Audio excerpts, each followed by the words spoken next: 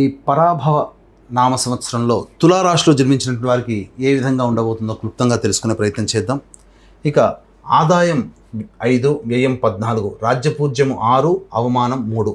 మళ్ళీ ఇంతకుముందు కొన్ని రాశులు చెప్పుకున్నాం. ఈ సంవత్సరం అత్యంత శుభప్రదముగా ఉండేటువంటి రాశులు కొన్ని ఉన్నాయి. అందులో 3వ రాశి ఈ తులారాశి. కారణం ఏంటంటే ఈ తులారాశి వారికి యోగకారకుడైనటువంటి శని అత్యంత శుభస్థానంలో ఈ సంవత్సరం అంతా కూడాను యోగిస్తున్నాడు.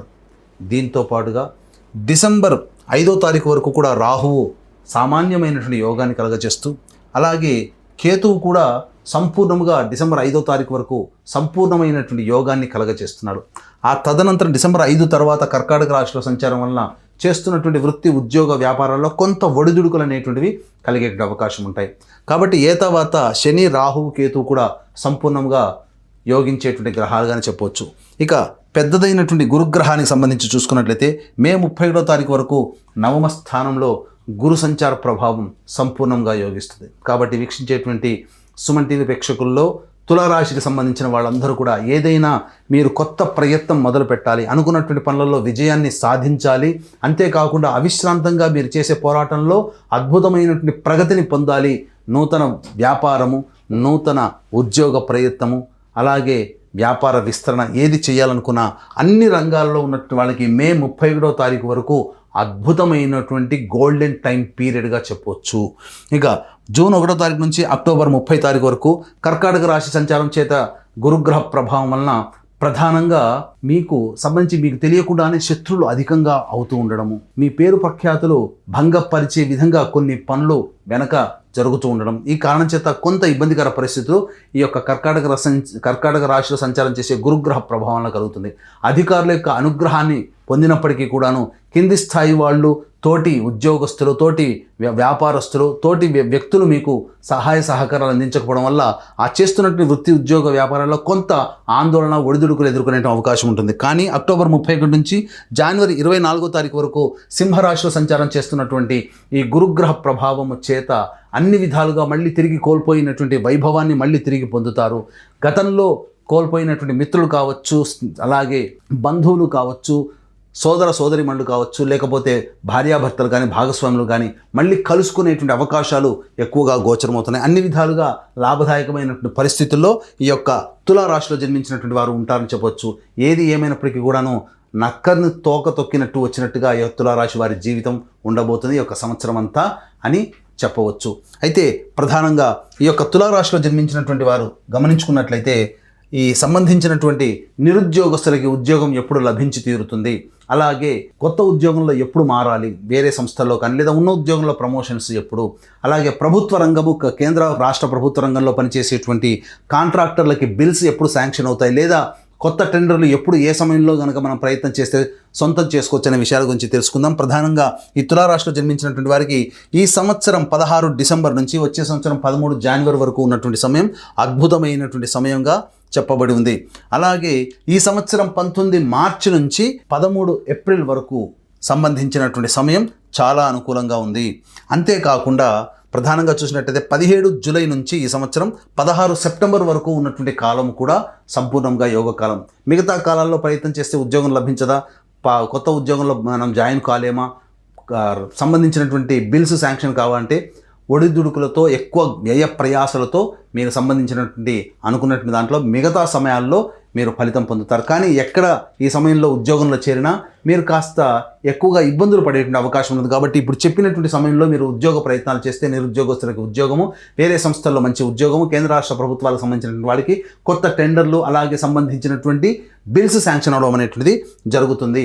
ఎంతైనప్పటికీ కూడా ఎంతటి చక్కటి చందమామకైనా చుక్కలో అనగా దోషం ఉన్నట్టుగా, చుక్క ఉన్నట్టుగా ప్రధానంగా ఈ యొక్క తులారాశిలో జన్మించినటువంటి వారితో పాటుగా మిగతా 12 రాశిలో జన్మించినటువంటి వారికి కూడా కొంత ఇబ్బందికర పరిస్థితులు అనేటువంటివి తలెత్తుతాయి జీవితంలో. కాబట్టి ఏ సమస్య అయినా కానీ, మంచి చెడు ఏది జరగాలన్నా, మనకు సమస్య ఎదురవ్వాలన్నా, సమస్య పరిష్కారం కావాలన్నా నవగ్రహాల యొక్క అనుగ్రహం సంపూర్ణంగా ఉండాలి. ఇట్టి నవగ్రహాల యొక్క అనుగ్రహాన్ని అందించాలనే సదుద్దేశంతో మన పీఠం ఆధ్వర్యంలో చైత్ర పౌర్ణమి ఏప్రిల్ 1వ తారీఖు రోజున అత్యంత శీఘ్ర ఫలితాలను ఇచ్చేటువంటి హస్త నక్షత్రము సాయంకాలం ఉన్నటువంటి సందర్భంగా ప్రదోషకాల సమయంలో ఈ యొక్క సర్వదోష నివారణ పూజలు హోమాలలో భాగంగా నవగ్రహ పాశుపత హోమము, ఆరోగ్యం కోసం మృత్యుంజయ హోమము, సర్వకార్య జయసిద్ధికి శత్రునాశనానికి సుదర్శన హోమము, అలాగే ఆర్థిక, వివాహ, దాంపత్య, ఉద్యోగ సిద్ధికి లక్ష్మీ మూలమంత్ర సంప్రీత లక్ష్మీ సూక్త హోమంతో పాటుగా సర్వజయత్వానికి సంబంధించిన రుద్రహోమం జరిపించడం జరుగుతుంది. శక్తిపాతం చేసినటువంటి కరుంగలి మాల కూడా ఇవ్వడం జరుగుతుంది. అవకాశం ఉన్నటువంటి వాళ్ళు ఈ యొక్క కార్యక్రమంలో నమోదు చేసుకోదలిచినటువంటి వాళ్ళు ఏప్రిల్ 1వ తారీఖు రోజున మధ్యాహ్నం 3 గంటల లోపల మీరు నమోదు చేసుకోవచ్చు. ఇక గమనించుకున్నట్లయితే ఈ యొక్క తులారాశిలో జన్మించినటువంటి వారికి అన్ని గ్రహాలు శని, రాహువు, కేతువు, గురువుతో పాటుగా కుజుడు కూడా సంచారము ఈ యొక్క సంబంధించినటువంటి 2 ఏప్రిల్ నుంచి 10 మే వరకు ఉన్నటువంటి ఈ సమయంలో న్యాయ సంపరమైనటువంటి సంబంధమైనటువంటి విషయాల్లో మీదే పైచేయి సాధిస్తారు. ఆస్తి హక్కులు కోల్పోయినటువంటి ఆస్తిని తిరిగి చేజిక్కించుకునేటువంటి సమయం ఈ యొక్క గొప్ప సమయంగా చెప్పవచ్చు. అన్ని విధాలుగా సర్వ వ్యవస్థల మీద కూడాను జయత్వాన్ని మీరు పొందే అవకాశం ఉంటుంది.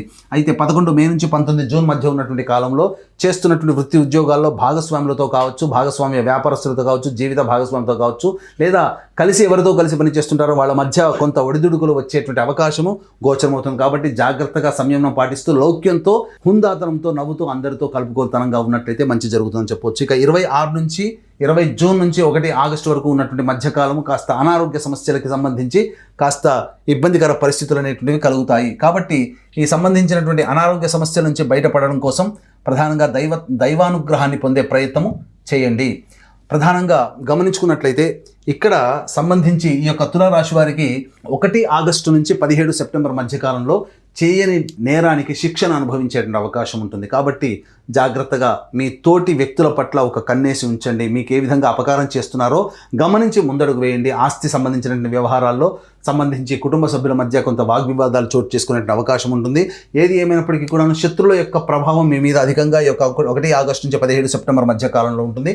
ఇక 18 సెప్టెంబర్ నుంచి 11 నవంబర్ మధ్య ఉన్నటువంటి కాలంలో సంతోషకరమైనటువంటి జీవన విధానాన్ని ఈ తులారాశిలో జన్మించినటువంటి పొందుతారు. కాబట్టి ఎదుటి వాళ్ళని చులకనగా చూడడం అనేటువంటిది అవకాశం ఉంటుంది. కాబట్టి ఎదుటి వాళ్ళని చులకనగా చూడకుండా వాళ్ళతో చక్కగా కలుపుకోలుతనంతో ముందడుగు వేసినట్లయితే తప్పకుండా అన్ని విధాలుగా ఉంటుంది. ఉద్యోగంలో కొంత ఒడిదుడుకులు, వ్యాపారాల్లో నష్టాలు చవి చూసే అవకాశం గోచరమవుతుంది. ఇక 12 నవంబర్ నుంచి 8 మార్చి వరకు ఉన్నటువంటి సమయం చాలా అద్భుతమైనటువంటి సమయం. ఎందుకనంటే ఈ యొక్క తులారాశి వారికి కుజుడు స్తంభించి ఉండడం చాలా యోగకమైనటువంటి కాలంగా చెప్పవచ్చు.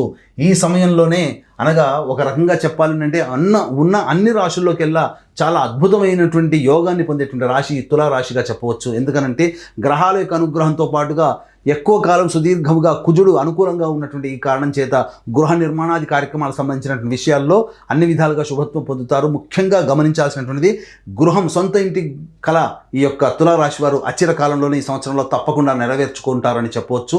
స్థిర చరాస్తులు అనేటువంటివి పోగవుతాయి. ముఖ్యంగా సంబంధించి మీ పేరు మీద ఆస్తులు అనేటువంటివి కూడా పెట్టుకోగలుగుతారు. ఇక ఈ యొక్క తులారాశిలో జన్మించినటువంటి విద్యార్థులకి అన్ని విధాలుగా చక్కగా ఉపయోగకరంగా, ప్రోత్సాహకరంగా ఉన్నటువంటి కారణం చేత కోరుకున్నటువంటి కళాశాలలో ప్రవేశం జరగడము, అనేక పరీక్షల్లో ప్రథమ శ్రేణిలో ఉత్తీర్ణత శాతం పొందడం అనేటువంటి జరుగుతుంది. ఇక ముఖ్యంగా విదేశాల్లో ఉన్నటువంటి వాళ్ళకైతే ప్రధానంగా గమనించుకున్నట్లయితే ఈ యొక్క విదేశాల్లో ఉన్నటువంటి వాళ్ళకి ఈ సంబంధించినటువంటి H1B వీసా శాంక్షన్ కావడం కానీ, లేకపోతే ఇంకా ఇతరత్ర సంబంధించినటువంటి గ్రీన్ కార్డ్స్ అనేటువంటి రావడం కానీ, కాంట్రాక్ట్స్ మళ్ళీ కొనసాగడం కానీ, రెన్యువల్ అవ్వడం కానీ ఇలాంటివన్నీ జరిగి ఆనందదాయకంగా ఉంటారని చెప్పవచ్చు. ఇక ఏతావాత అన్ని విధాలుగా సంబంధించి యోగదాయకంగా ఉంటుంది. ఈ యొక్క తులారాశిలో జన్మించినటువంటి రాజకీయ రంగ ప్రముఖులకి చక్కటి స్థితిగతులు అనేటువంటివి ఉంటాయి. పార్టీ పెద్దల యొక్క అనుగ్రహం ఉండడం తద్వారా అన్ని విధాలుగా యోగదాయకంగా ఉంటుంది. పార్టీ పదవులు మీరు సొంతం చేసుకుంటారు. ఏదేని మీరు సంబంధించి ఎన్నికలు జరిగిన, పోటీ చేసిన దేంట్లోనైనా కానీ, నామినేటెడ్ పోస్ట్ అయినా కానీ మీరు పొందగలుగుతారని చెప్పొచ్చు. ఈ యొక్క తులారాశిలో జన్మించినటువంటి వారికి పెట్టింది పేరుగా సినిమా రంగం. కాబట్టి తులారాశిలో జన్మించినటువంటి సినిమా రంగంలో పనిచేస్తున్నటువంటి వాళ్ళు కావచ్చు, electronic and printing media, social media రంగంలో ఉన్నటువంటి వాళ్ళకి చక్కటి అవకాశాలు లభిస్తాయి. ధనార్జన చాలా ఎక్కువగా ఉంటుంది. అన్ని అవకాశాలని కూడాను తెలివితో చక్కగా చేజిక్చుకోగలుగుతారు. రివార్డులు, అవార్డులు సొంతం చేసుకుని ప్రజలలో చిరస్థాయిగా నిలిచిపోయే స్థానాన్ని మీరు పొందగలుగుతారని చెప్పవచ్చు. ఆస్తులు వెనుకేసుకోగలుగుతారని చెప్పవచ్చు. ఇక ఈ యొక్క తులారాశిలో జన్మించినటువంటి రైతులు ఎవరైతే ఉంటారో వేసే 2 పంటలు కూడా లాభదాయకంగా ఉంటుంది. కౌలుదారులు తమకున్నటువంటి రుణాన్ని చెల్లించుకొని రుణం నుంచి విముక్తి అయి సంతోషకరమైన జీవితాన్ని పొందుతారు. దిగుబడి, రాబడి ఎక్కువగా ఉండడం, కుటుంబంలో శుభకార్యాలు జరిగి సుఖ సంతోషాలతో ముందడుగు వేస్తారని చెప్పవచ్చు. ఇక ముఖ్యంగా ఈ యొక్క తులారాశిలో జన్మించినటువంటి వ్యాపారస్తులకు అందరికీ కూడాను శుభ సమయంగా చెప్పబడి ఉంది. అన్ని విధాలుగా యోగదాయకంగా ఉంటుందని చెప్పొచ్చు. ఈ యొక్క తులారాశిలో జన్మించినటువంటి స్త్రీలకి ముఖ్యంగా గమనించుకున్నట్లయితే గతంలో కోల్పోయినటువంటి గౌరవ మర్యాదల్ని ఈ యొక్క సంవత్సరం సంపూర్ణంగా తిరిగి పొందగలుగుతారు. ఉన్న చోటనే వెతుక్కోవాలని అంటారు కదా, మీ యొక్క కుటుంబంలో మీ యొక్క మాటకి విలువ పెరుగుతుంది. కుటుంబంలో దూరంగా పెట్టినటువంటి వ్యక్తులు మిమ్మల్ని సాధారణంగా ఆహ్వానించి మిమ్మల్ని అందరినీ చేరదీసి చక్కగా ప్రేమ ఆప్యాయతలతో అన్ని విధాలుగా మీకు సహాయ సహకారాలు అందిస్తారని చెప్పొచ్చు. వృత్తి ఉద్యోగాల్లో రాణిస్తారు. మీ మాట పై చేయిగా ఉంటుంది. మీరు మాడిందే ఆట పాడిందే పాట అన్నట్టుగా ఈ యొక్క రాశిలో జన్మించినటువంటి స్త్రీలకి జరుగుతుంది. ఫైనాన్స్ రంగంలో ఉన్నటువంటి వాళ్ళు చక్కగా ధనాన్ని చక్కగా కూడబెట్టుకోగలుగుతారు. విలువైన ఆభరణాలని సొంతం చేసుకోగలుగుతారు. స్థిర చరాస్తులు అనేటువంటివి మీ పేరు మీద సొంతం చేసుకోగలుగుతారని చెప్పొచ్చు. ముఖ్యంగా ఈ యొక్క తులారాశిలో జన్మించినటువంటి స్త్రీ పురుషులకు అందరికీ కూడాను వివాహము జరిగి తీరుతుంది. అందులో సందేహము లేదు. సంతాన ప్రాప్తి కలుగుతుంది. అన్ని విధాలుగా యోగదాయకంగా ఉంటుంది అని చెప్పవచ్చు. అయితే ప్రధానంగా ఈ యొక్క తులారాశిలో జన్మించినటువంటి వాళ్ళకి ఎప్పుడూ ఒకే రకంగా సంతోషంగా ఉంటే దైవం కూడా అనుకూలించాలి కదా. కాబట్టి కొన్ని సందర్భాల్లో అనుకూలించకపోవడం, తద్వారా కొన్ని ఇబ్బందికర పరిస్థితులు సమయానుకూలంగా ఏర్పడతాయి. కాబట్టి ఈ యొక్క తులారాశిలో జన్మించినటువంటి వారు మీ ఇంటికి తూర్పు దిక్కుగా ఉన్నటువంటి శివాలయానికి చేరుకుని ఆ శివాలయంలో అభిషేకము సంబంధించి విభూతి కలిపిన నీటితో అభిషేకము జరిపించి అర్చన మారేడు దళాలతో అర్చన చేయించండి. తప్పకుండా మీ యొక్క సంకల్పం అనేటువంటిది నెరవేరుతుంది.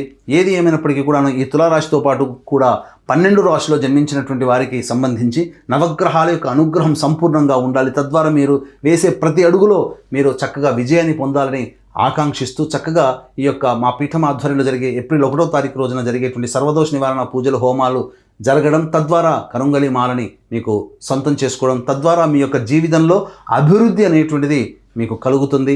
అన్ని విధాలుగా మీరు ఆనందదాయకంగా జీవించాలి. అన్ని సమస్యల్ని ధైర్యంగా ఎదుర్కోవాలని ఆకాంక్షిస్తూ సర్వం శ్రీ ఉమామహేశ్వర పరబ్రహ్మార్పణమస్తు.